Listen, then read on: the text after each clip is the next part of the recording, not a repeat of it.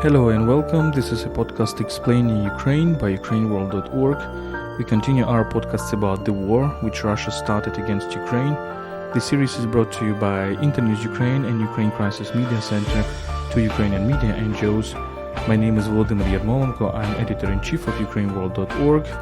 We are making this podcast with Tetyana Ogarkova, who is in charge of international outreach at Ukraine Crisis Media Center. Hello, Tanya. Hello, Volodya. Before we start, let me remind you that you can support us on Patreon, patreon.com/UkraineWorld.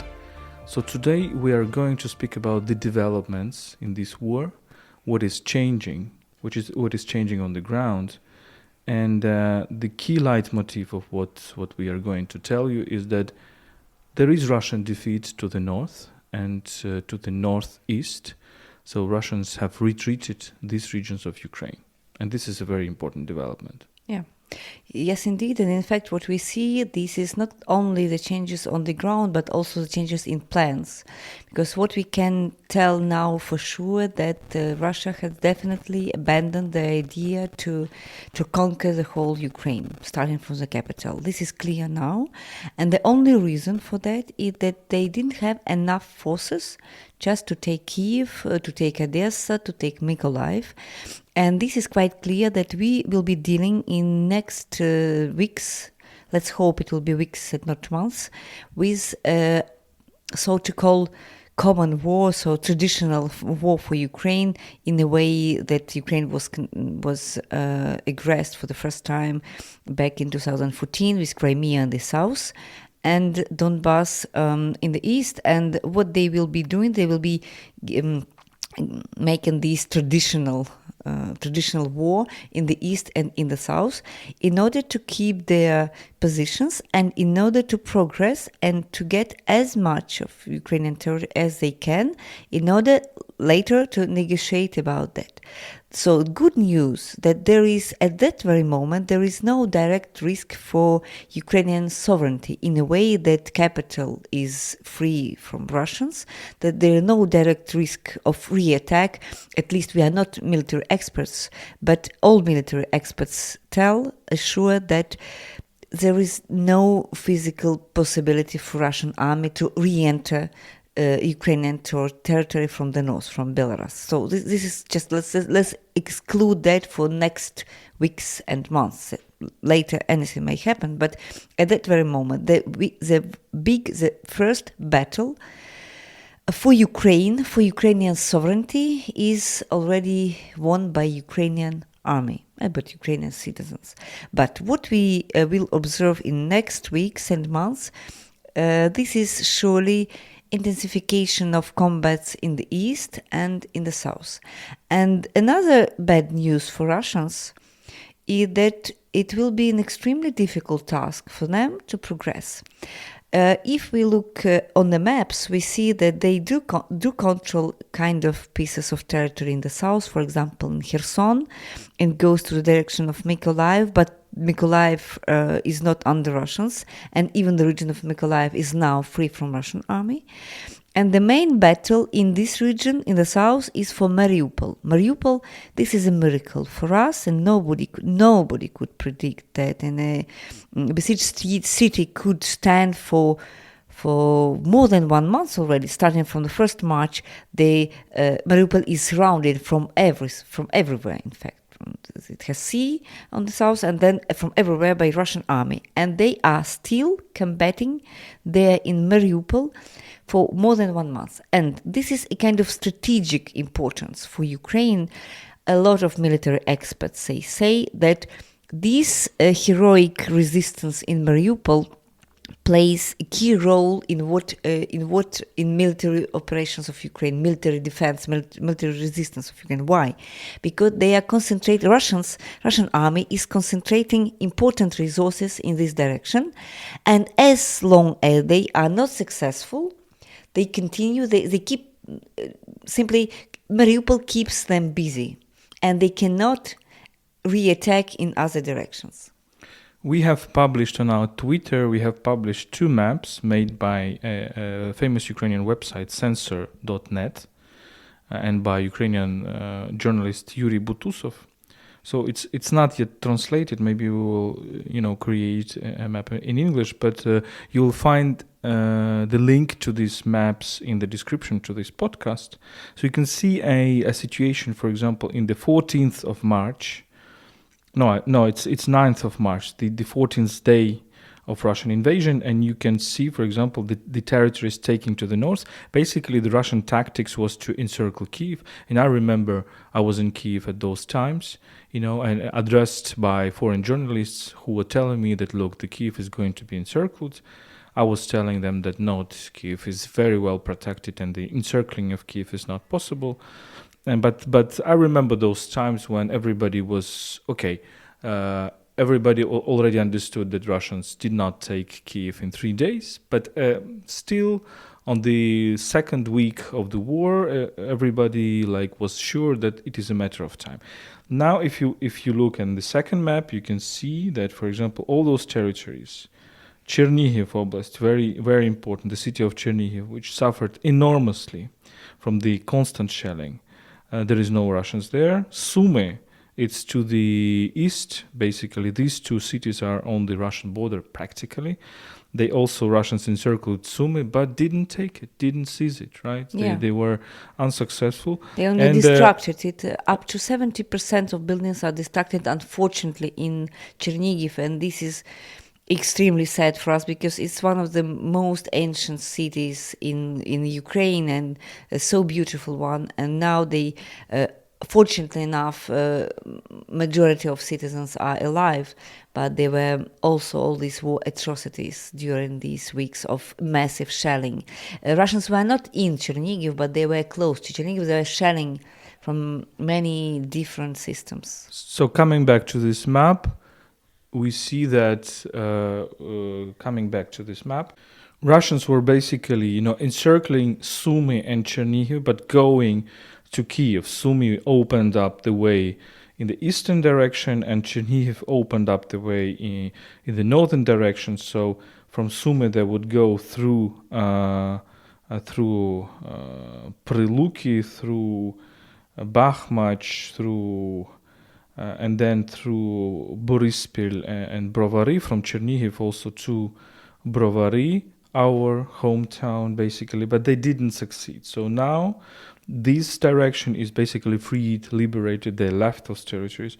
And to the south, it is very important that in early March, like the 9th of March, they were basically encircling Mykolaiv. They have taken Kherson, they're encircling Mykolaiv, and they were going to Voznesensk and basically open up the way to Kyiv from the south gradually.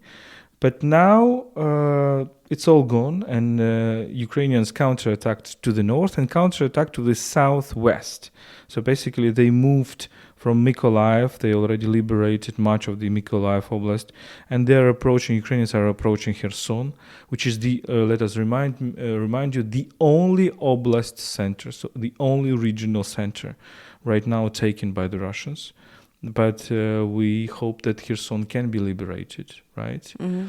Yeah. And but instead, if you look at the second map, you will see that Russians did succeed in taking more territories to the southeast, and not only Mariupol. Well, they didn't take Mariupol, but cities around Mariupol like Melitopol, Berdyansk, and of course Enerhodar with this Zaporizhia nuclear power plant.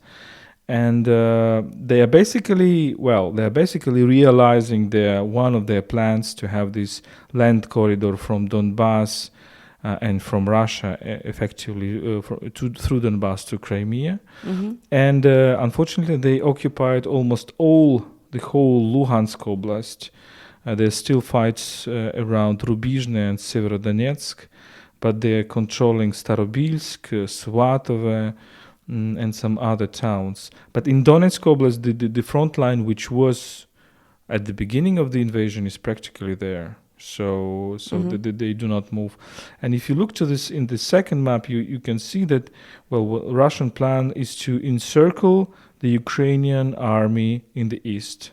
They encircle Ukrainian army, which is staying, on this front line with the self-proclaimed republics, and this is their goal. But from what we see is that Ukrainian army is strong. It is getting strengthened. Of course, this retreat of the Russians from the north east is beneficial for Ukrainian army. So Ukrainians can concentrate on other directions. Just maybe another detail which is important here in this context. When let's look at the map once again. So let's talk about Kharkiv once more, because Russians tried to take Kharkiv many times during the whole month. They were shelling. They were trying to enter the city once, but they were pushed away. So now what is clear about Kharkiv is that Russian army is unable to take Kharkiv.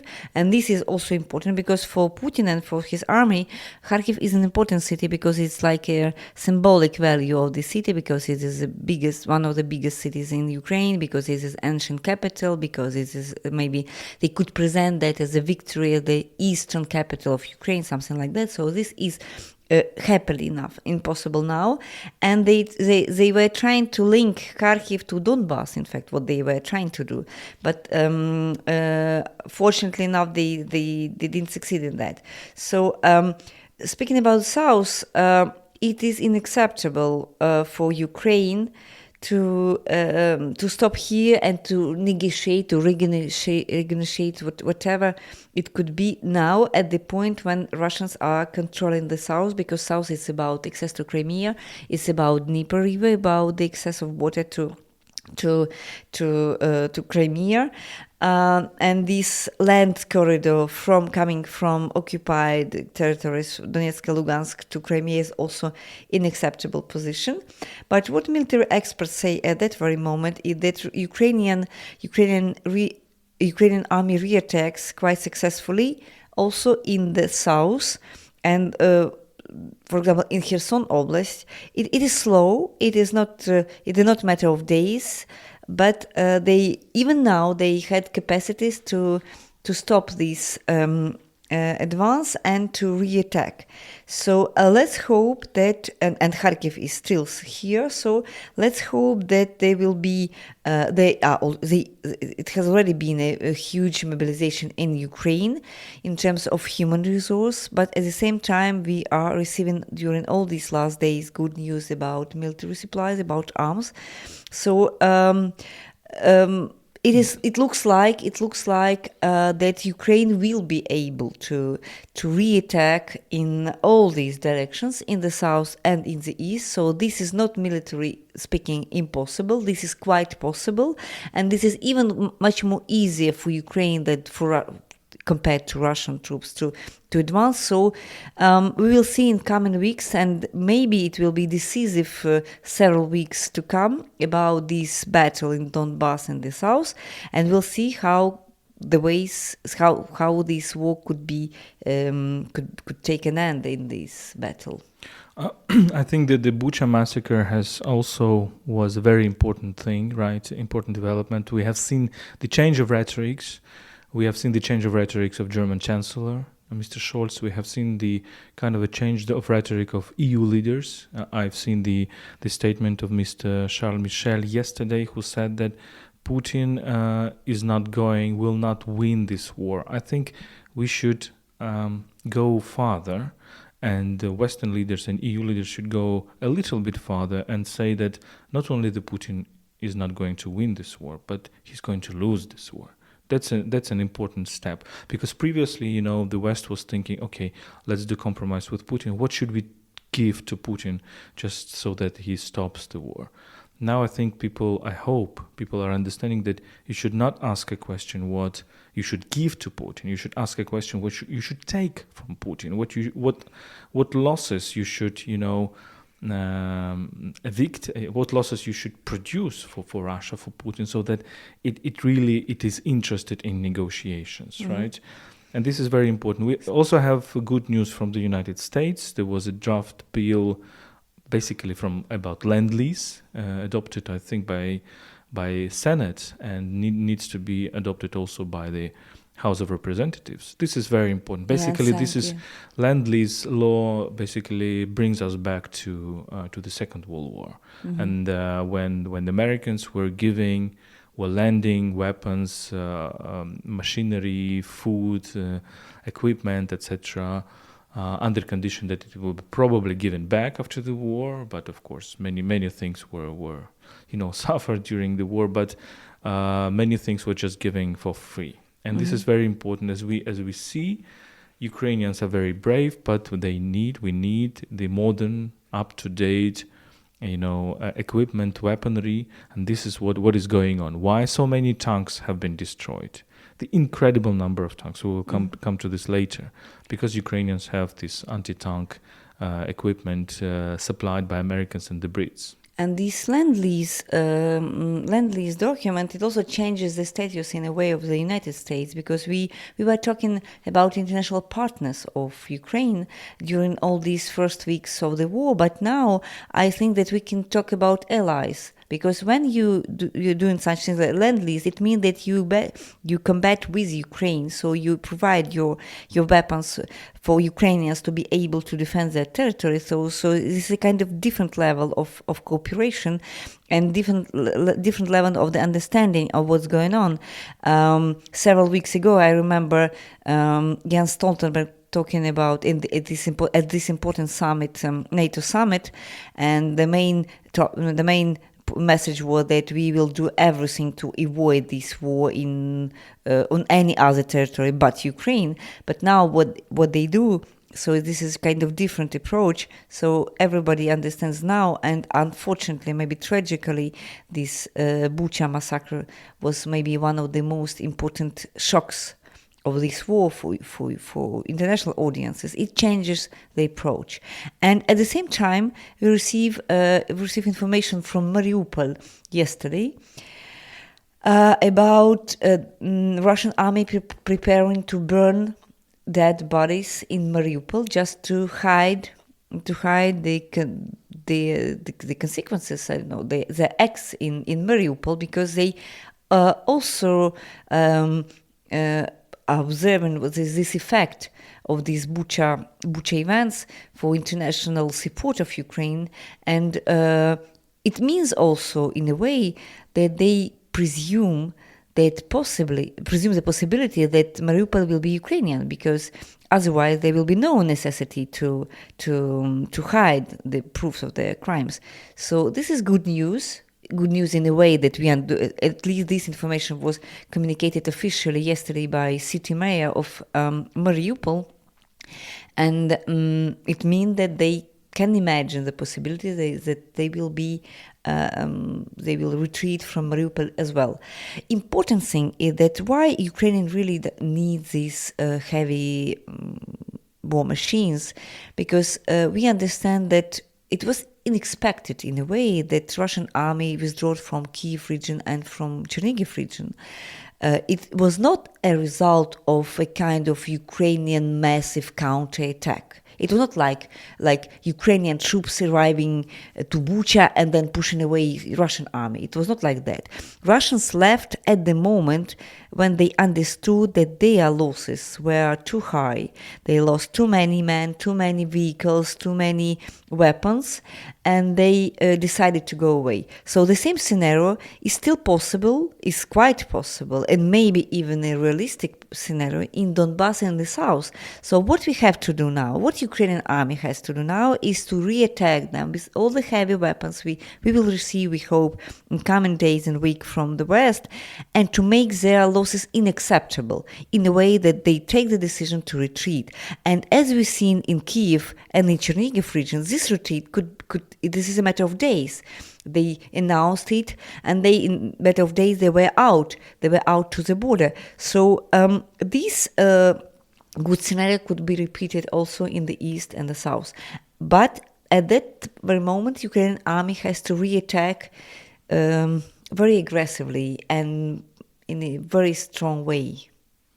Indeed, let's talk about these basically Russian losses. We are just, publishing every day the information about Russian losses. There is, of course, Ukrainian information. There is international information. They are different. These different sources, but let's try to compare them right now. Mm-hmm. So the Ukrainian data of Russian losses, it's almost 19,000 personnel. They lost almost 19,000 personnel. So it's approaching 20,000. Yeah. Tanks, 698. So almost 700. I mean, can we imagine 700 tanks? I'm not sure that any European army has 700 tanks. Armored vehicles, almost 2,000, 1,891, 332 artillery systems, 135 helicopters, 150 aircrafts, 1,358 vehicles, and so on and so forth. And a lot of these machines are also captured by Ukrainian army. So ironically enough, when Putin was talking about demilitarization of Ukraine in the beginning of the war, he was not previewing that the possibility that Ukrainian army now is in possession of Russian vehicles. Ukrainians are now having more tanks than before the war started. And with all these Western supply as well. That's the paradox. But okay, one can say that this is Ukrainian propaganda. Let's look at the experts and independent experts. There is a company called Rochen Consulting. I'm not sure I'm pronouncing it correctly, but they are doing this Ukraine, how it is called, Ukraine Conflict Monitor. Well, I hate this concept, Ukraine conflict, but okay. So let's compare. They compare losses from Russians and Ukrainians on the 5th of April. Main battle tanks, Russians lost 425, so Ukrainians are saying that there is 600 something, and Ukrainians lost 93. So huge difference, right? Armored fighting vehicles, Russians lost 279, Ukrainians 64. Infantry fighting vehicles, Russians lost 411, Ukrainians 76. Artillery pieces, Russian lost 176 and Ukrainians 57. And this comparisons is going on and on. So Ukrainians have lost 3 times less, sometimes 4 times less. And still, we don't know the exact number of Ukrainian losses in human resources. I would say in soldiers. But what military say in official way that Russian losses are at least 5 times higher, something between 5 and 10 times higher. Compared to Ukrainian losses. So unfortunately, fortunately for the military, but unfortunately for civilians, civilians victims in Ukraine are huge numbers in a matter of fact. But the military losses are much inferior to what Russians have at that moment. And what we also receive from many resources that Russian soldiers, they are demotivated to fight. Why? Because there are a lot of losses. Because some of them maybe they don't really understand the meaning of this war. Because they see that their country, their army can lose here, and that's the reason why there is no clear motivation for them. It's good news for Ukraine once again, because Ukrainians, this is quite clear. There is no misunderstanding here. So Ukrainians, they do defend their own territory and their own freedom. So there is no double reading of what's going on. But for Russians, I imagine there are some cruel soldiers and a lot of them who did all these atrocities we've seen in Bucha. But at the same time, we presume that some of them just simply don't understand what they are doing. So they were sent here, and that's why it explains such a difference in losses, because they have no motivation, no real motivation to fight. Let's talk about the human face of this war. We at UkraineWorld, we're publishing the testimonies of people. Sometimes we take them, sometimes we just translate what people publish on social networks. One of the testimonies, you can find it under the hashtag UkraineWorld testimony on our Twitter, UkraineWorld Twitter. So one of the testimony is from Anna from Mariupol. And as we said, increasingly, many times here on the podcast, that there is a real Mariupol disaster, Mariupol genocide, and according to some insiders, there can be 30 to 40,000 dead.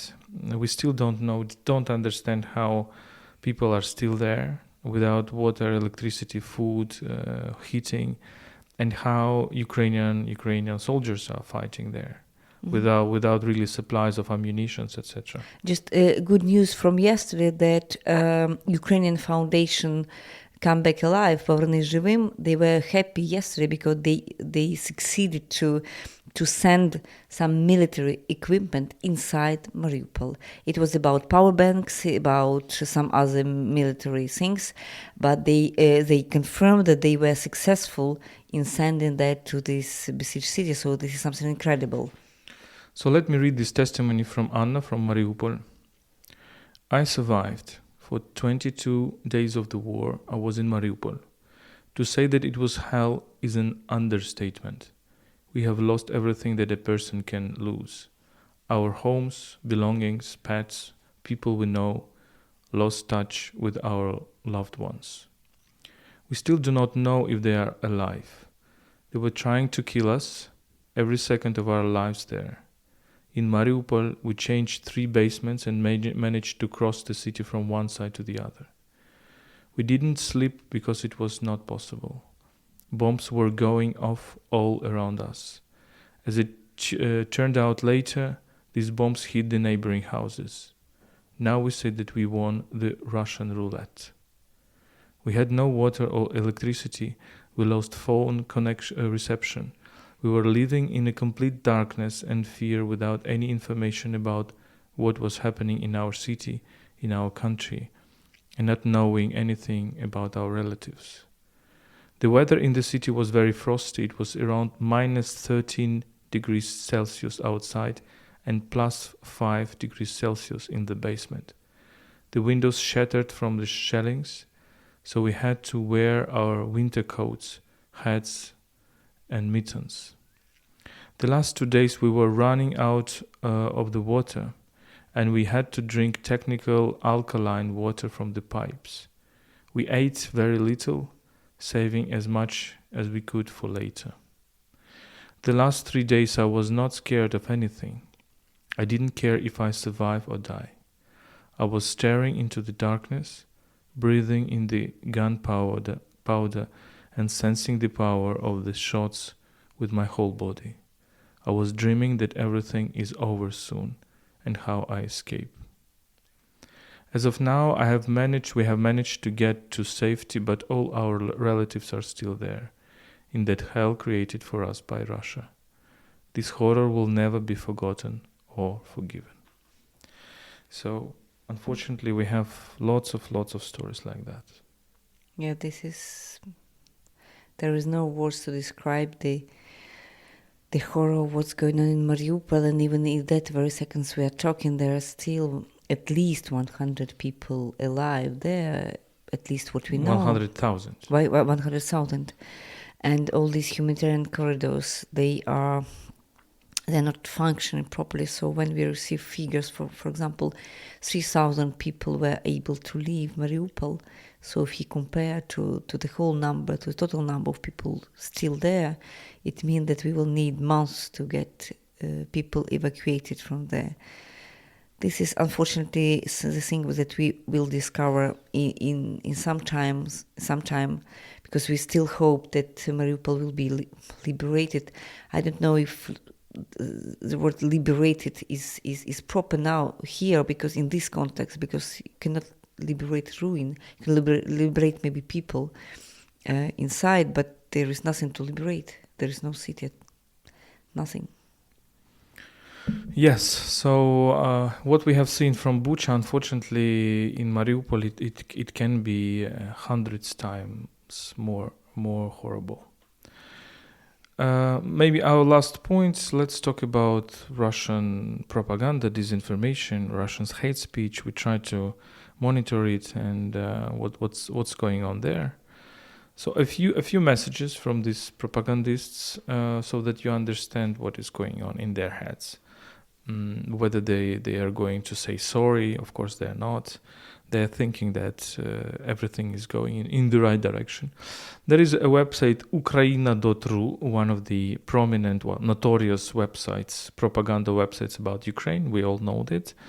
It is basically founded by RIA Novosti, which is one of the top Russian propagandist news agency. What they have been writing even before that notorious article in RIA Novosti that we discussed in our previous episodes, what they have been writing that didn't they know, I mean, they're addressing, didn't they know, they're making the parallel, of course, with Nazi Germany, how they liberated the Europe from Nazi Germany, etc. Didn't they know that it is impossible to bloodlessly liberate a society that is saturated with Nazism? Okay, so saying in different terms, they're just saying that yes, we should do the genocide against Ukrainians because they're Nazis, and there can be no bloodless liberation, so-called liberation from the Nazis. Бескровно, как будто можно бескровно освободить от нацизма насквозь им проникнутое общество, as if it is possible to bloodlessly liberate a society that is saturated with Nazism. And the next message: Россия в очередной раз спасает человечество от нацистской заразы. Russia once again saves humanity from the Nazi plague. So they're saving all the humanity. So this is about dehumanizing Ukrainians. They're saying like that Ukrainians are worse dying, so you have kill all the Ukrainians because that's all they deserve. That's it. But at the same time, what we receive information which is not confirmed at that very moment. But they say that in most films, so one of the biggest cinema production in Moscow, they are preparing something like video, film, or documentary, and they are creating the Kyiv, as if the action takes place in Kyiv, and as if Russian soldiers are on marching in these Kyiv streets. So it could be some propaganda film or something like that. And it looks like they are already living in a parallel reality, not in our reality. So they're trying to live in this propaganda they created themselves. We cannot confirm these rumors about this video. We don't even know exactly what kind of production is this. Is it a film or documentary or video? But they are preparing this video, and they will show maybe on TV for Russian population, Russian troops walking on Krещатик, and they will maybe say that Russia has already captured Kyiv. We don't know exactly, but this shows the absurdity of the whole war. And for them, maybe because Putin needs victory. So this is clear for us. So where Putin, there is victory, as Russians say. So he will win anyway. If he will lose here in Ukraine, which looks like quite a possible way, maybe the only possible way for him in Ukraine, he will create another reality where he wins. So, and he will create this virtual reality. Maybe they will be shown on every TV in the country, in Russia, and in a way that every Russian would be convinced that Russia won in this war. Yeah, so maybe they will lose this war, but be still persuaded that they have won this war.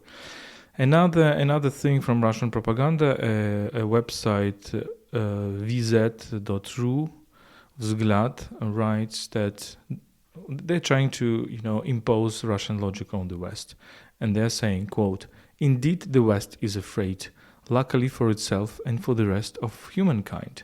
Some dreamers and individualists believe that the world peace can be assured through some kind of international norms and humanitarian values. Their hopes did not come true. The West understands only the power and fear of this power, only force, I would say, right? Sila. Mm-hmm. That is how they are going to live from now." So this is what we have been saying about Russia. Now Russia is saying about the West. The West basically was, in these decades, was trying to build these multilateral systems, horizontal relations, try to give something to Russia, etc. But Russians do not see it. They see that the West understands only the power of force and the power of power. So maybe the West is changing itself, right? Another important thing is that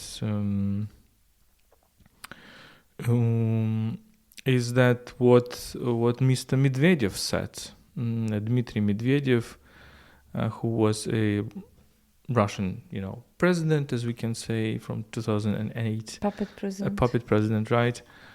And he's accusing now Poland that Poland wants to take some parts of Ukraine, So this is the reality in which we live. So it's not Russians that are occupying Ukrainian territory. It's Poland that's willing to occupy. Now, quote, territories of Ukraine look like a yummy piece of cake for Warsaw. Polish TV brazenly showcases maps of this poor country where its entire western region is incorporated into Poland. This is what Medvedev says, I have a very strong impression that they are living in the previous century, don't they? Because I don't think that the modern world is about dividing territories. It looks like that they're still living in this 20th century, just after the Second World War, and they are still in this rhetorics and in all this way of thinking. So that's why I think they will lose this war, because you cannot live in the previous century. Yeah, they're making the war against reality. Yeah. Another propagandist website is saying that, look, Europe doesn't know the truth about what is happening in Ukraine. Of course, the truth is that Ukrainians are spreading, dead bodies in Bucha and then invite foreign journalists to film it. So this is the more it goes bad for Russians, the more absurdist they are, the more crazy they become. And we should understand that. Now, for those people who want to learn more, go to our website, UkraineWorld.org. We have a special live updates about Russian disinformation warfare, where we collect all these examples. We also cooperate with a very good partner, Ukrainian partner, Texty.org.ua, and they are monitoring what we call a gray zone of internet, so probably not so much evident things about Russian propaganda. But let me say again that it's not about disinformation, really. It's about dehumanization. What they were saying for all these years, they have Russian media basically are that much responsible for this war as Russian military. They have prepared this with this, flows of hate to Ukrainians, to Europeans, to Americans, to any other peoples of the world.